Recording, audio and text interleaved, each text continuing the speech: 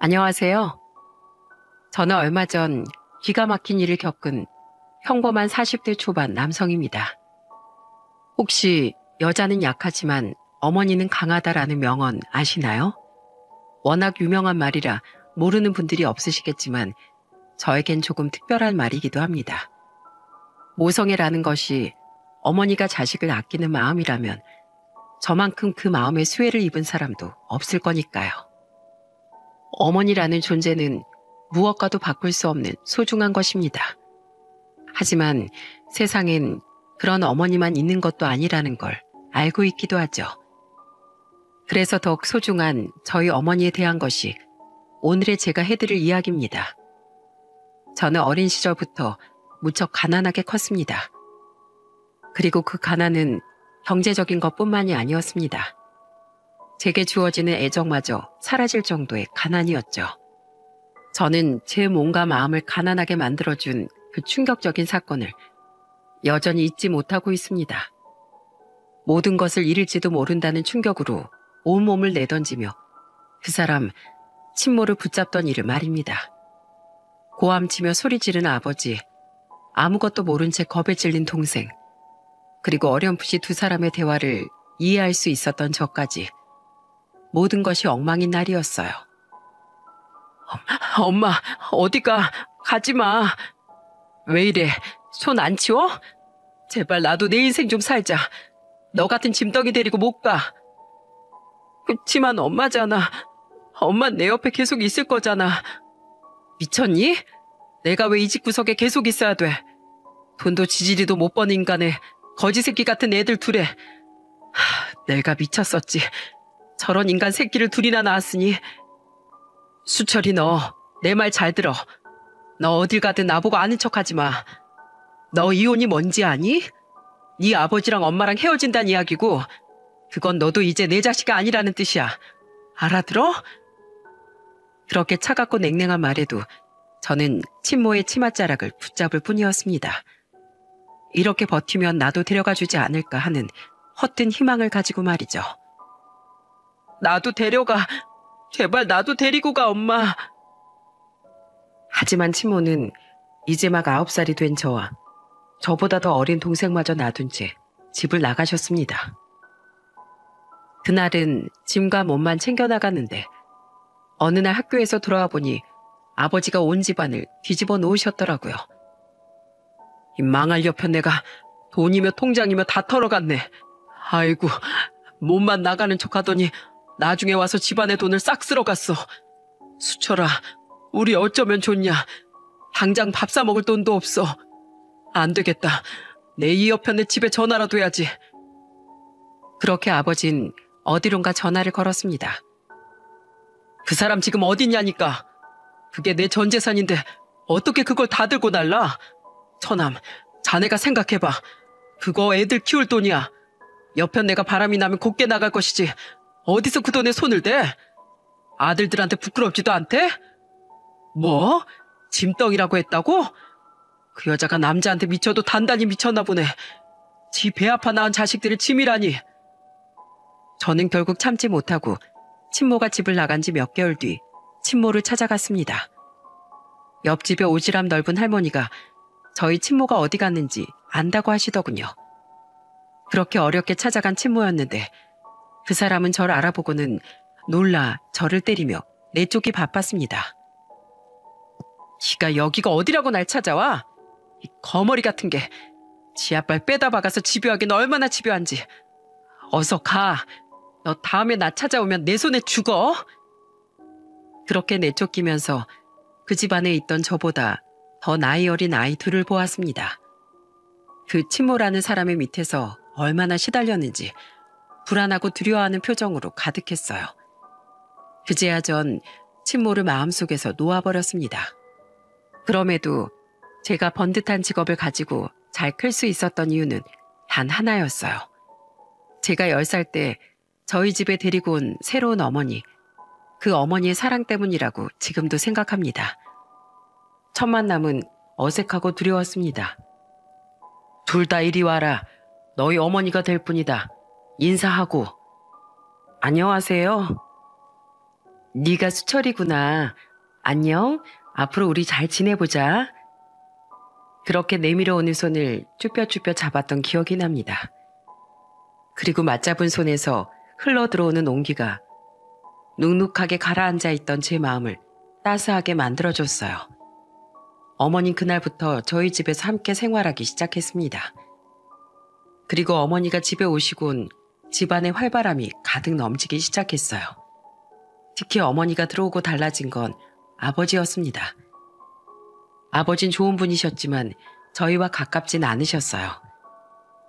항상 바빠서 저희는 멀리 놀러 간 적이 거의 없었는데 어머니가 들어오고선 아버지도 바뀌셨어요. 우리 아들들 오늘은 엄마가 동물원에 가고 싶다고 하는데 같이 가줄 수 있을까? 그럼요. 지금 갈 거예요? 오늘? 신난다. 저 호랑이 보고 싶어요. 호랑이. 아빠, 오늘 동물원 가요? 나도 이제 친구들한테 자랑할 수 있겠다. 이 녀석들 그렇게 좋아? 미안하다. 아버지가 너희들한테 신경을 많이 못 썼구나. 내 일에만 정신이 팔려서. 지금이라도 자주 놀러 다니자. 그래서 가족 사진도 많이 찍고 추억도 많이 만들고. 좋지, 아들? 네. 그렇게 어머니가 가고 싶다는 이유로 여기저기 놀러도 많이 다니게 됐거든요. 저희가 가자고 하면 떼쓰는 것처럼 보이니 어머니가 먼저 말씀해 주신 거였어요. 저희가 가고 싶은 곳에 가고 싶다고 말입니다. 재혼이셨지만 참 사이가 좋은 부부였어요. 어린 제 눈에도 보일 정도로요. 게다가 아버진 친모와의 헤어짐을 겪고 많이 힘들어하셨지만 어머니를 만나고부턴 더 좋은 가장이 되기 위해 노력하셨습니다. 그리고 그 노력 덕분인지 저희는 점점 아버지의 관계를 돈독히 만들어가고 있었어요. 모든 것이 새로운 저희 어머니 덕분이었습니다. 그래서 전 어머니를 더욱 존경하고 좋아하게 되었죠. 그렇지만 헤어짐은 소리 소문 없이 저희를 찾아왔어요. 아버진 제 나이 13, 초등학교 6학년 때 일을 하시다가 사고로 돌아가셨습니다. 여보, 이렇게 일찍 가면 우린 어떻게 해요? 이 어린 두 아들을 두고 왜 먼저 가는 거예요? 약속했잖아. 나 꼭 행복하게 해준다고 약속했잖아. 큰 소리로 우는 어머니를 보며 전 어떻게 어머니를 달래야 하나 그 걱정뿐이었습니다. 하지만 어머니는 장례식이 끝난 뒤로 눈물을 보이지 않으셨어요. 마치 울면 모든 게 무너진다고 생각하는 듯 꾹 참고 계셨습니다. 저희가 어머니를 따라 울까봐 걱정하시는 것 같았죠. 4명의 가족은 3명의 가족이 되었고 집안은 천천히 기울어가기 시작했습니다. 돈이 없으니 친구들과 어울리지도 못했고 그 탓에 친구들에게 놀림도 많이 받았어요. 지금 생각해보면 어린애들 장난 같은 괴롭힘이지만 그 당시엔 가슴에 사무치는 그런 말들이었죠. 이런 거 살 돈도 없냐? 너흰 아빠가 없어서 그래. 우리 엄마가 가난한 애들이랑은 놀지 말라고 했어. 동생은 그런 이야기를 들을 때마다 욱해서 친구들을 때리거나 화를 냈어요. 그럴 때마다 어머님 불려갔고 전 그런 어머니를 보고 있을 수만은 없어 동생에게 진지하게 말했습니다. 영호야, 형 이야기 잘 들어. 너 계속 그렇게 화내고 사람 때리다간 정말 엄마까지 우리 곁에서 사라질지도 몰라. 그래도 괜찮아? 엄마가? 제 말에 동생이 깜짝 놀라 절 쳐다보면서 되묻더군요. 그 모습이 사뭇 진지했습니다. 그래, 이 바보야. 너 계속 사고치면 맨날 일하느라 늦게 오는 엄마가 얼마나 힘들겠어. 그러다 지쳐서 나가버리면 어떡하려고. 미안해, 형. 나 다시는 안 그럴게. 제 말에 동생은 너무 놀라 그 자리에서 바로 울음을 터뜨렸습니다. 그날 동생은 일을 마치고 돌아온 어머니 품에 한달음에 달려가 안기더군요. 엄마, 제발 아무 때도 가지 마. 라며 울고불고 난리였죠. 그러면서 착한 어린이가 되겠다고 말하더군요. 아무것도 모르던 어머니는 웃으며 동생과 저를 안아주었습니다. 왜 갑자기 그런 말을 해? 엄만 너희들 놔두고 어디 안 가. 여기 이렇게 내 보물들이 있는데 어딜 가. 그렇게 저희 세 가족은 서로를 의지하며 좀 더 견고한 가족의 울타리를 만들어갔습니다. 아버지가 돌아가시고 난 후 어머니 많은 일을 해야 했습니다. 아버지와 결혼 전엔 외할머니가 운영하시는 가게에서 일을 했지만 외할머니와 외할아버지 모두 돌아가시고 없는 상황이었기에 그 일을 하실 수도 없는 상황이었죠. 그래서 어머니가 선택하신 것은 가정부였고 가정부의 월급만으론 두 아이와의 생활비가 감당이 되질 않아 결국 새벽엔 녹즙 배달까지 해야 하셨습니다. 그래서 어머니는 꼭두 새벽에 나가시고 저녁 8시가 돼서 집에 돌아오셨어요. 저는 최대한 의젓한 형 노릇을 해야 했습니다. 제가 못하겠다고 하면 어머니는 저와 동생을 두고 아무것도 못하셨을 테니까요. 새벽 4시에 일하러 가는 어머니는 항상 저희의 아침을 차려두고 가셨어요. 그리고 자고 있던 저와 동생을 한 번씩 꼭 안아주셨습니다. 그리고는 나지막하게 미안하고 사랑한다고 말해주셨죠. 특히 저에겐 동생을 맡겨 미안하다고 고맙다고 해주셨어요. 저는 그런 어머니의 기대에 부응하기 위해 더 열심히 동생을 돌봤습니다. 그렇지만 저도 한창 때 청소년이었고 놀고 싶을 때도 있었습니다. 그걸 참을 수 있었던 이유는 어머니의 뒷모습 때문이었던 것 같아요.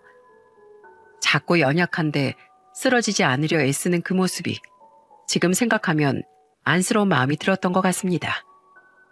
동생에게 충고를 한 뒤로는 동생이 그나마 사고를 덜 치니 저도 동생을 돌보는 것이 힘들지 않았습니다.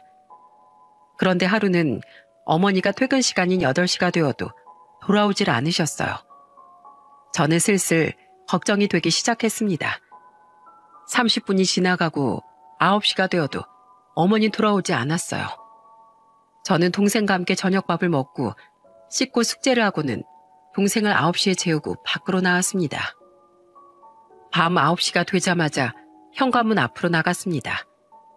그리고 그 늦가을 추운 밤에 현관 앞에 쪼그리고 앉아 어머니를 기다렸어요. 어머니의 모습이 보이지 않는 시간이 길어질수록 저는 초조함과 두려움으로 점점 힘들어졌습니다. 어머니가 늦게 온 적이 없었기 때문에 마음속으로는 오만 가지 생각이 들더군요. 어머니에게 무슨 일이 생긴 건 아닐까?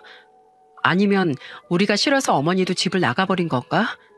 아니면 아버지처럼 어머니도 사고가 나신 건 아닐까?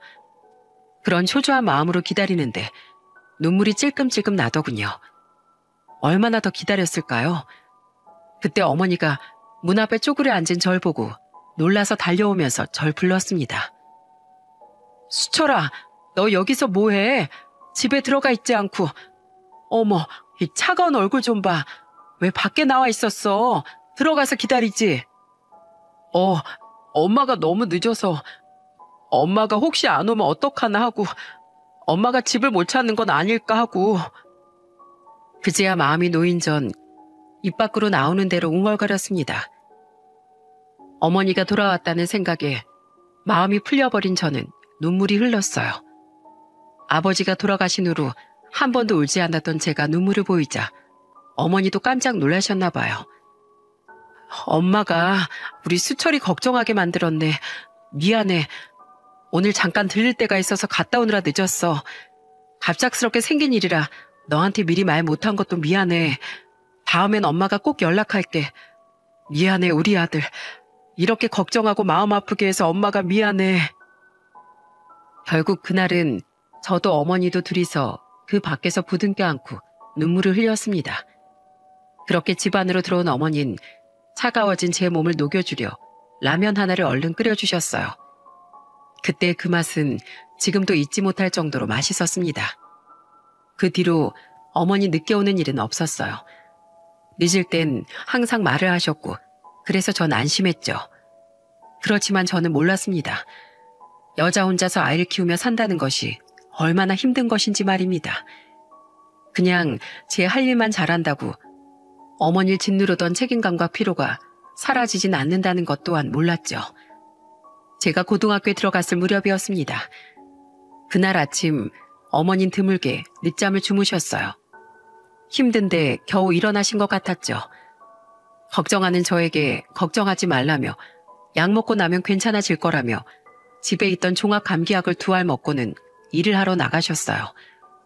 어머니를 보며 오늘은 쉬시라고 말씀드리고 싶었지만 저는 그 말을 꺼내지 못했네요. 그리고 그 찝찝했던 마음은 곧 후회가 되어 돌아왔어요. 그날 저녁 집에 돌아온 어머니는 저녁 식사 준비를 하다가 쓰러지셨습니다. 저는 너무 놀라 병황이 없었어요. 뭘 해야 할지도 모른 채 어머니만 계속 불렀죠. 어머니 이마는 뜨거웠고 몸은 축 늘어졌어요. 어머니 폰으로 구급차를 불러 병원으로 향했지만 저는 아무것도 모르는 그냥 학생일 뿐이었어요. 응급실에 갔더니 감기 몸살과 과로인 것 같다고 하더군요. 약을 잘 먹고 며칠 푹 쉬면 좋아질 거라는 말을 들었지만 저는 도무지 안심이 되지 않았어요. 동생을 집으로 돌려보내고 엄마를 지켜보는데 한숨이 절로 나왔습니다. 고등학생인 나는 아직 어머니를 지켜줄 수 없구나 싶은 마음에 고등학교 졸업 전에 공장에 취직이라도 해야 하지 않을까 하는 생각을 했어요. 어머니를 이대로 무리를 하도록 만들고 싶지 않았거든요. 당시엔 제 성적이 좋은 편이어서 선생님은 대학 진학을 목표로 했으면 좋겠다고 저를 설득했지만 저는 이번 일을 통해 진학에 대한 생각을 버리려고 했어요. 차라리 일찍 취직하는 게 어머니와 집에 더 보탬이 되지 않을까 생각했거든요. 그렇게 골똘히 앞으로의 일에 대해 생각하고 있는데 어머니가 눈을 뜨셨어요.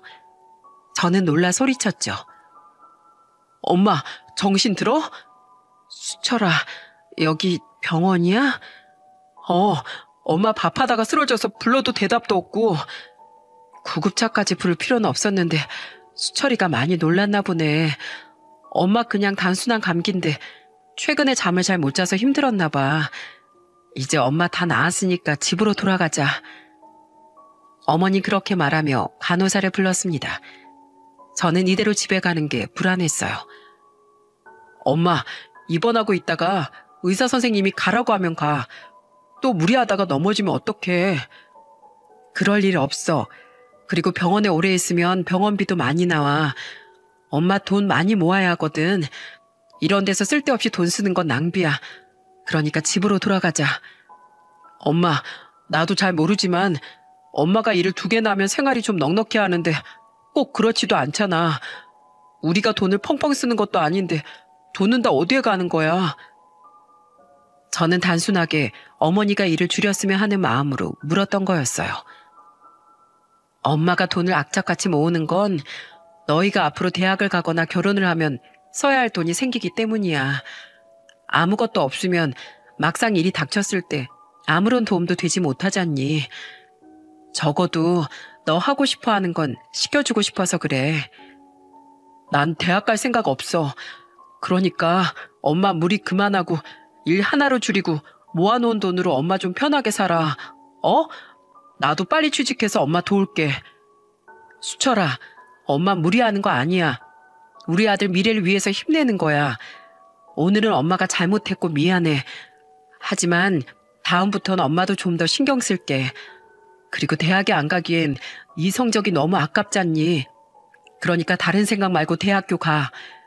지금은 좀 힘들어도 네가 원하는 대학 나와서 원하는 직장 들어가면 언젠가 엄마에게 더 도움될 일이 있지 않을까? 그러니까 미리 포기하지는 말자. 돈이 없으니 집에 돌아가자는 어머니를 도울 수 있는 방법은 돈을 많이 버는 직업을 가지는 것이었어요.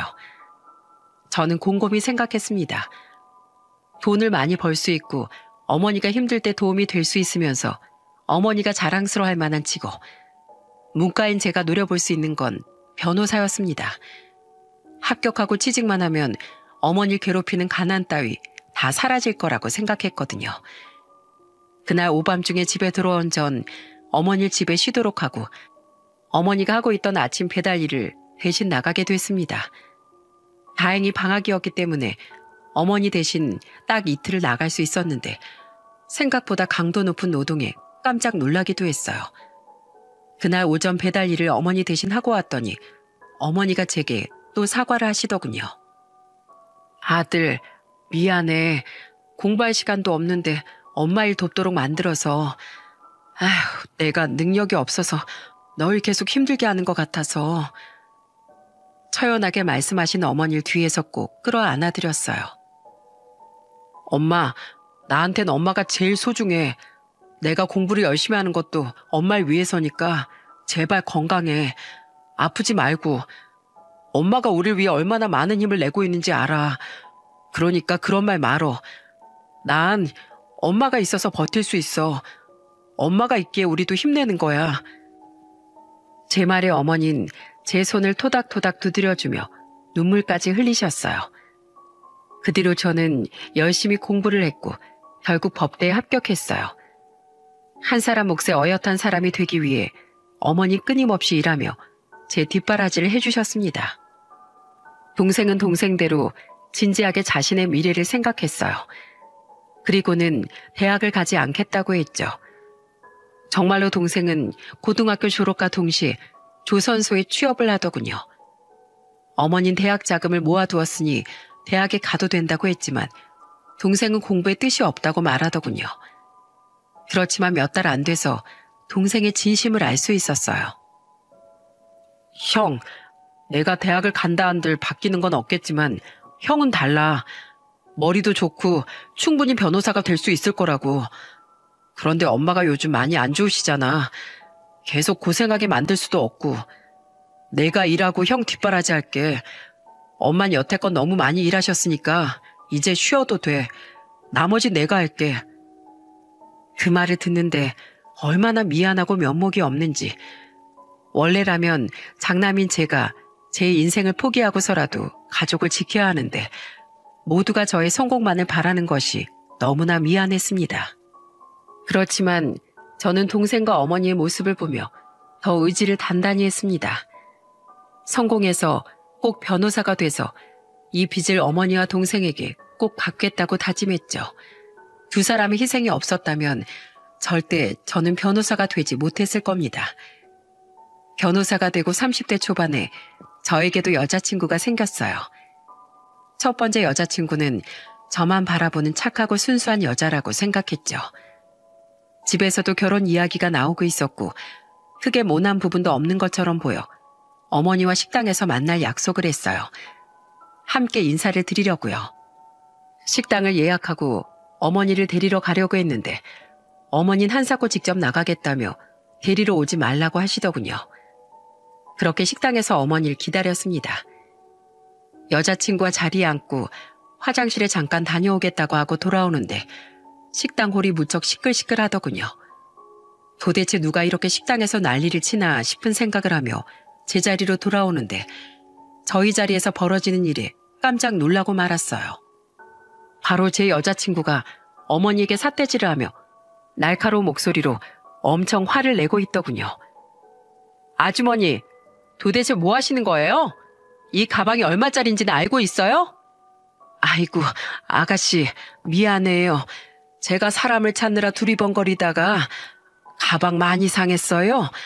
물이라서 말리면 될 것 같은데 혹시 변상은? 아주머니 같은 사람이 변상할 수 있는 물건이 아니라고요.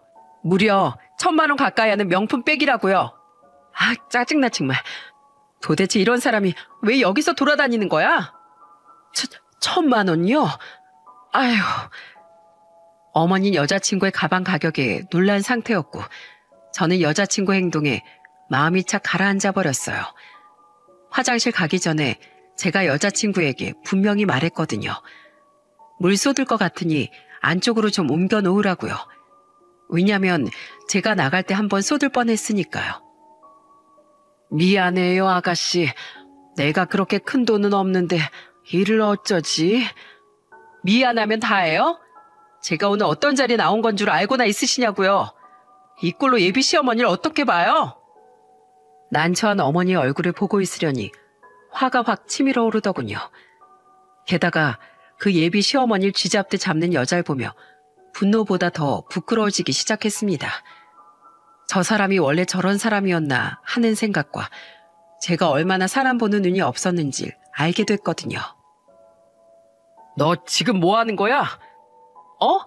지금 왔어? 글쎄, 이 사람이 물 쏟아서 가방이 다 젖어버렸어. 이 상태로 어머니 못 만나는데 어떡해?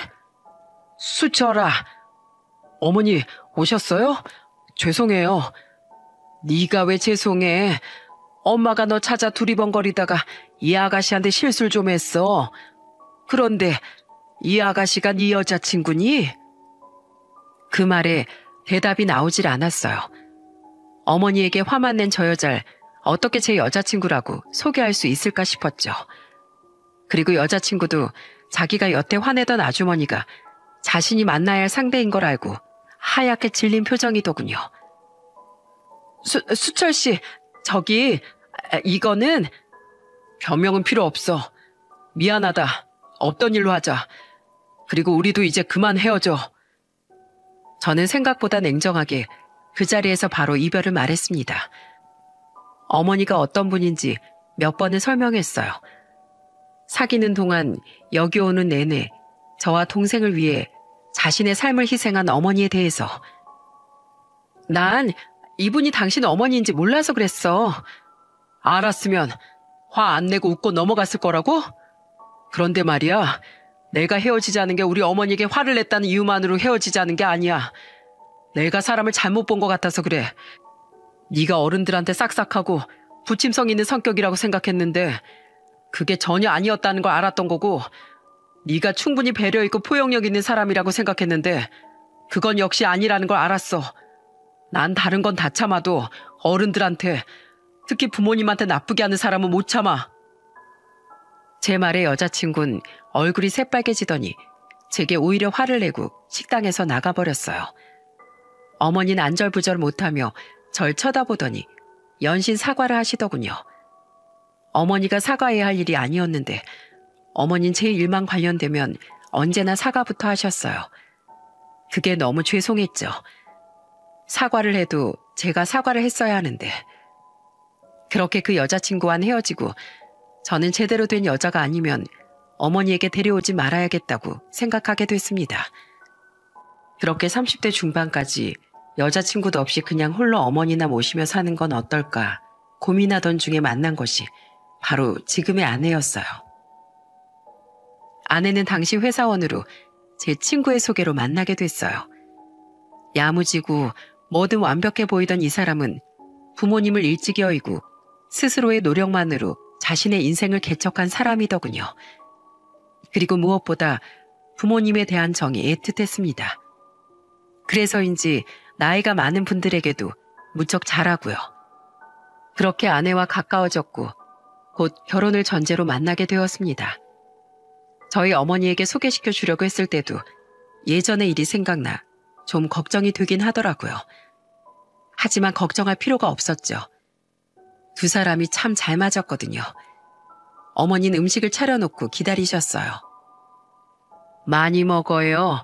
내가 일만 하느라 솜씨가 그리 좋진 않아. 아니에요. 정말 맛있어요, 어머님. 부모님 돌아가시고 이렇게 따뜻한 밥을 먹는 게 몇 년 만인지 모르겠어요. 밖에서 사 먹으면 이런 맛이 안 나거든요. 진짜 신기하네요. 부모님이 일찍 돌아가셨나 보네. 여기 오기 전에 한 번 들렀어요? 네? 어딜요? 부모님 산소 말이에요. 아직 안 갔으면 오늘 가는 길에 꼭 들렀다 가요. 부모님이 얼마나 기다렸을꼬. 아가씨가 이렇게 커서 결혼하는 거 보고 싶으셨을 텐데. 그리고 내 말도 좀 전해주고. 아가씨 우리가 잘 보살필 테니 걱정하지 마시라고. 그 이야기를 듣는 동안 제 아내는 코와 눈이 빨갛게 있더니 이내 눈물을 필사적으로 참고 있더군요. 그렇게 저희는 가는 길에 아내의 부모님 산소에 인사를 드리고 결혼 준비를 했습니다. 결혼하고 저는 분가를 했는데 그것도 어머니 뜻이었어요. 아내와 충분히 이야기하고 함께 살고 싶다고 말했었는데 어머니가 벌써부터 시집살이 시키고 싶지 않다며 당분간은 떨어져서 지내자고 하시더군요. 서운한 마음이 들었지만 이내 풀렸어요. 어머니가 항상 조심스럽게 절 걱정해 주는 걸 알게 되었거든요. 반찬을 전해주실 때도 몰래 와서 집 문 앞에 걸어두고 나가는 길에 전화를 하셨어요. 저희가 가도 되는 일인데 항상 어머니는 저희 불편할까봐 그렇게 전해주시곤 했습니다. 그리고 연락도 쉬 한 적이 없었어요. 매번 저와 아내가 먼저 전화를 드렸고 너희 바쁘다며 먼저 끊는 건 어머니였습니다. 저희에게 아들과 딸이 연달아 태어나고도 어머니 손주들을 다 키워주셨어요. 처가 식구들이 없으니 어머니에게 맡길 수밖에 없었는데 나중엔 애들이 할머니 손에서 떨어지지 않으려 해서 더 문제였을 정도로 잘 키워주셨죠.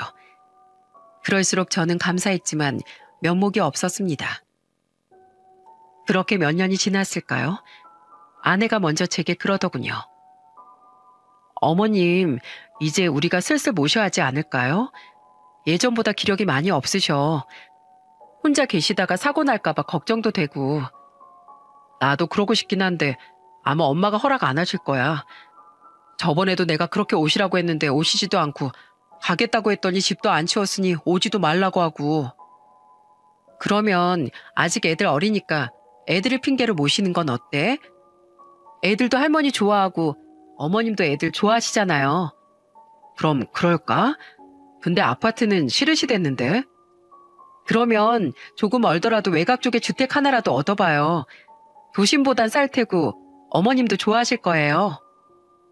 좋은 생각이었습니다.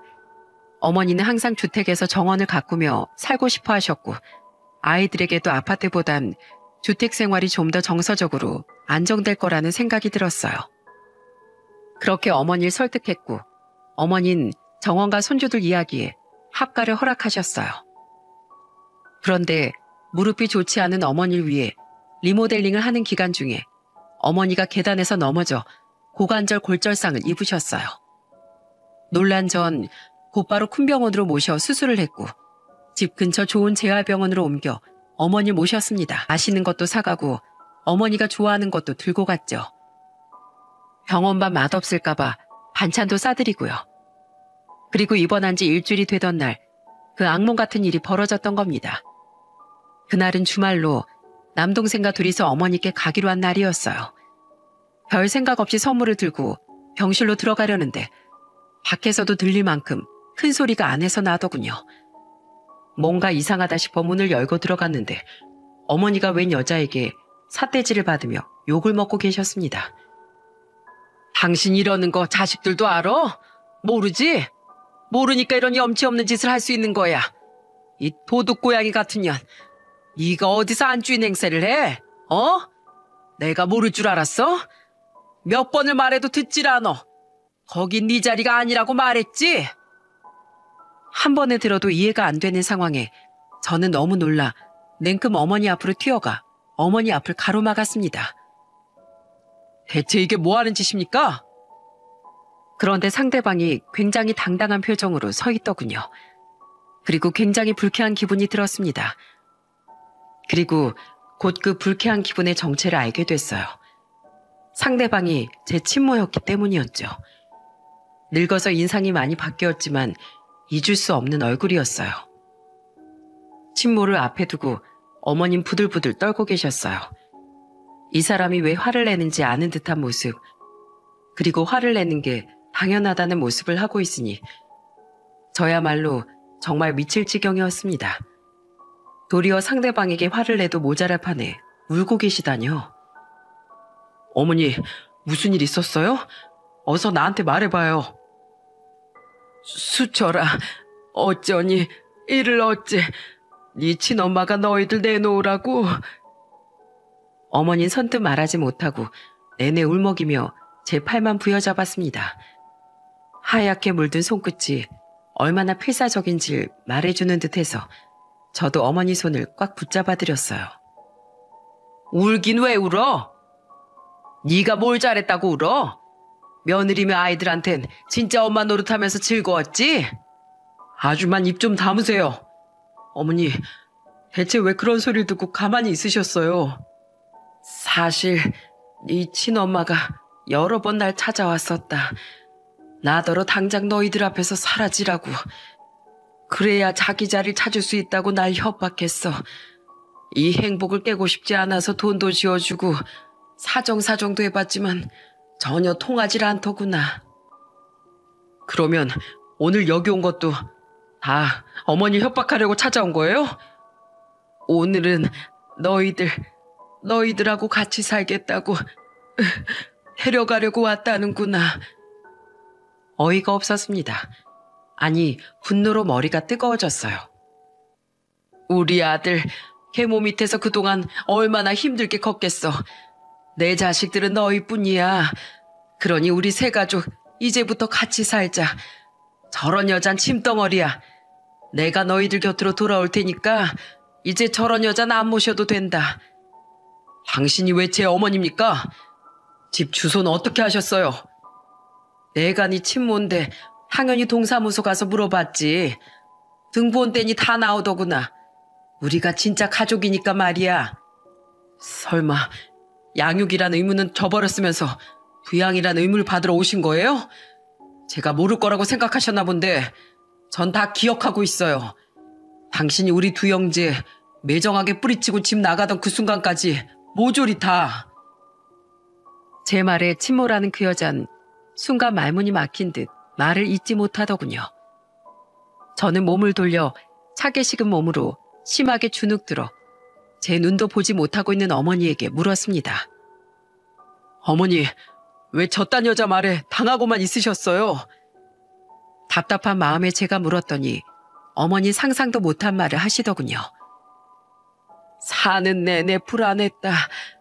너희가 착하고 듬직하게 커서 날 위해줄 땐 더 불안했어. 언젠가 너희 친어머니가 나타나 너희를 데려갈까봐, 너희가 친어머니를 따라갈까봐 이상도 하지. 정이 들면 들수록 욕심이 커져갔어. 너희가 진짜 내 자식이면 얼마나 좋을까 하고. 처음으로 듣는 어머니의 말에 저와 동생은 어머니의 손을 붙잡고 오열했습니다. 저만 불안한 거라고 생각했어요. 어머니가 저희를 버릴까봐. 그런데 어머니도 똑같은 걱정을 하고 있었다는 걸 듣고 나니 어머니도 그 긴 세월 동안 마음고생을 많이 하셨구나 느꼈습니다. 제 손을 잡으며 우는 어머니가 너무 연약하고 작아 보여서 저는 더욱 꼭 안아드렸습니다. 저저 여우 같은 게? 네가 뭘 어떻게 해도 그 아이들은 내 자식이야. 내가 내 배 아파 낳은 내 자식이라고. 저희 어머니 살면서 저희한테 싫은 소리 한 번 안 하셨어요. 구박 같은 거 받은 적도 없이 온전히 사랑받으면서 컸습니다. 우리 형제가 이렇게 잘 클 수 있었던 건 다 어머니 덕분이에요. 아이고, 어떻게 너희가 저 여자 편을 들 수가 있어. 아들을 뺏기게 생겼네. 뺏긴 게 아니라 버린 거잖아요. 다른 남자랑 눈 맞아서 바람 피고 간 거 100번 양보해서 이해할게요. 당신 인생이니까. 그런데 당신 자식 키워줄 남편 돈 다 가지고 도망친 것도 모자라 당신을 찾아간 자식 때리고 쫓아내는 게 친엄마가 맞긴 합니까? 저는 여기 있는 어머니 외엔 어머니로 모실 생각도 없고 수발들 생각도 없습니다. 함께할 생각 일절 없으니 우리 형제 앞에서 어머니 행세할 생각 마세요. 수철아, 그만해라. 그래도 널 낳아준 어머니야. 그래서는 안 된다. 천륜을 끊을 수는 없는 노릇이다. 내가 널 키웠다면 그 사람은 널 낳아준 사람이야. 그러니까 너무 모질게 그러지 말어라. 그 사람이 없었으면 너 태어나지도 못했을 거야. 이 와중에도 어머니는 못난 저를 타이르셨습니다. 자식도 버리고 남편도 버리고 애 키울 돈까지 다 들고 도망친 여자도 친모라고 말이죠. 자신이 욕먹고 손찌검 당한 것도 있는데 어떻게 제가 참을 수가 있나요? 어머니가 참는다 하셔도 제가 참을 수 없었습니다. 제가 이렇게 성장할 때까지 저를 만들어준 분을 모욕하는 건 참을 수가 없었어요. 어디서 착한 척 불쌍한 척이야? 이러니 자식들이 홀라당 넘어가서 이애미한테 모진말을 하지. 저 여자가 애들을 잘못 키웠어. 내가 키웠어야 했는데. 그 말을 들으니 웃음이 나더군요. 아직도 이 사람은 모르고 있었습니다. 우리 형제가 피 한 방울 섞이지 않은 어머니를 지극정성으로 모시는 이유도요. 이제 와서 부모 노릇할 생각하지 마시고 있는 가족이나 잘 챙기세요. 저흰 피 한 방울 안 섞여도 여기 있는 이분을 어머니로 모실 겁니다. 여태까지 남으로 살고자 하셨으니 앞으로도 남처럼 살아주세요. 저희한테 애정이고 뭐고 없으시잖아요. 있었다면 살아있는 동안 한 번은 찾아왔겠죠. 도대체 왜 이제 와서 가족 타령이에요? 버리고 떠났으면 이미 남남이에요. 저희가 어린 것도 아니고 다 커서 이제 중년인데 이제 와서 저희 찾아요? 말해보세요. 진짜로 절 찾아온 이유가 뭔지. 정말 알고 싶었습니다. 왜 이제와 우릴 찾는지, 왜 이렇게 난리를 치는지, 친모가 저희를 왜 찾아왔는지 그 이유를 아시겠나요? 보시다시피 그 집안에서도 결국 친모는 쫓겨난 거예요. 자식 버리고 야반 도주까지 해가며 만난 남자가 나이가 드니 친모를 무참히 버렸던 걸로 보였습니다. 이유야 안 봐도 뻔하겠죠. 늙으면 곱게 늙으라는 말이 있는데 친모의 저런 성격을 받아줄 사람은 대한민국에 극히 드물 겁니다. 말은 그 남자가 바람을 폈다고 하는데 자업자득 아닌가요? 본인도 바람 펴서 우리 가족을 버렸듯이 똑같이 당하게 된 셈이었죠. 결국 친모는 낙동강 오리알 신세가 되어 저희를 급히 찾은 모양이었습니다. 다른 사람들이 있는 곳에서도 아랑곳하지 않고 싸우는 친모의 모습을 보며 참 어리석은 사람이라는 생각이 들었습니다. 있는 자식 둘을 잘 키웠다면 이런 일이 벌어지지도 않았을 것을요. 참 웃긴 일이죠. 저희를 가슴으로 키워주신 어머니는 친자식이 아닌 우리를 30년 동안 키워 이만큼 극진히 대접받으며 사랑받고 사는데 친모라는 사람은 30년 동안 키운 자식들에게 버림받고 결국 돈 한 푼 없이 내쳐진 상황이니까요. 그렇게 뿌린 대로 열심히 거두는 친모의 모습을 더 이상 보고 싶지 않아 저는 곧 병원 관계자를 불러 두 사람을 내보내달라고 요청했습니다. 친모를 피해 병원으로 옮긴 어머니는 그간 저희에게 과거를 모두 말씀해 주셨어요. 아이를 낳지 못하는 어머니가 고향으로 돌아와 시리에 빠진 아버지를 만나셨다고 합니다. 어머니는 아버지도 힘들어 보였지만 저희가 너무도 마음에 걸렸다고 했어요. 자식도 낳아보지 못한 내게 모성 같은 건 없다고 생각했는데 참 이상한 일이지. 네가 내 손을 꼭 잡아주는 그 순간 그때 그 마음이 생겨났어. 그땐 아주 작은 마음이었는데 돌보면서 더 커지더라고. 그래서 네 아버지와 결혼하고 너희 엄마가 됐지. 행복했다. 울고불고 찌지고 볶고 싸우는 너희를 보는 것만으로도 아주 흐뭇했어. 아버지 돌아가시고 왜 저희를 포기하지 않으셨어요? 어머니 핏줄도 아니고 집만 되던 저희를. 그땐 이미 정이 많이 들었거든. 내가 너희 없이 못 살 것 같았어. 사람들이 남의 자식 키워봐야 아무 소용없다고 뭐라 했는데도 뭐 틀리지도 않았지. 어떤 일이 벌어지든 그 결과는 내 몫이라고 생각했단다. 그리고 한번 버림받았던 너희 모습은 지금도 잊혀지질 않아. 그런 경험을 다시 주고 싶지 않았어. 그 말에 어머니의 진심이 느껴져 저도 동생도 눈물을 흘렸습니다. 그렇게 저희는 더욱 견고한 가족이 되었답니다. 저는 어머니에게 제가 꽁꽁 숨겨두었던 마음도 말씀해드렸어요. 어릴 때 어머니가 제 친어머니가 아니라는 걸 알고 무서웠어요. 어머니가 우릴 버리고 갈까 봐서요. 그래서 더 말 잘 듣는 착한 사람으로 크려고 노력했거든요. 에휴, 우리 둘 다 겁쟁이였네.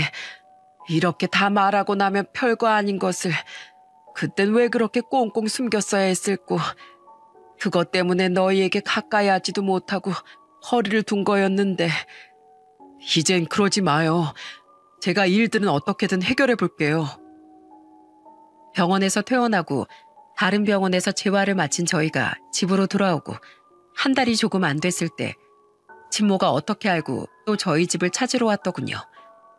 당장 나오라며 너희가 나를 모셔야 한다며 고래고래 고함을 지르며 소동을 피웠습니다.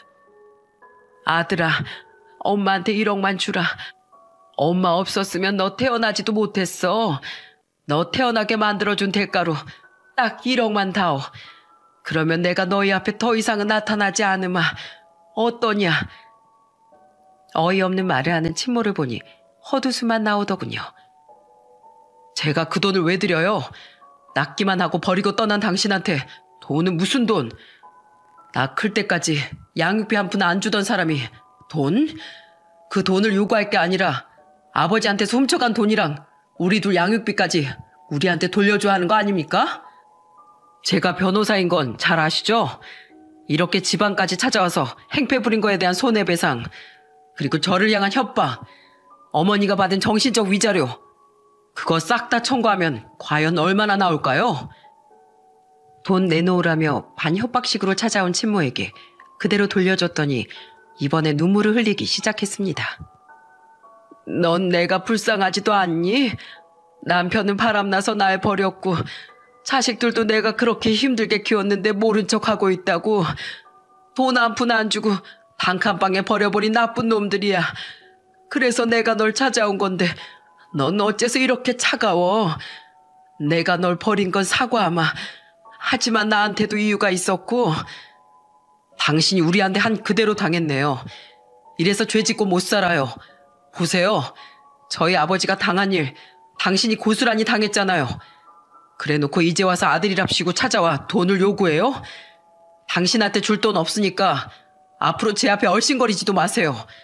한 번만 더 찾아오시면 그땐 진짜로 손해배상의 위자료까지 다 소송 걸어버릴 테니까. 제가 자식을 낳아보니 깨달은 것이 있습니다. 자식 농사를 짓는다는 말이 있죠.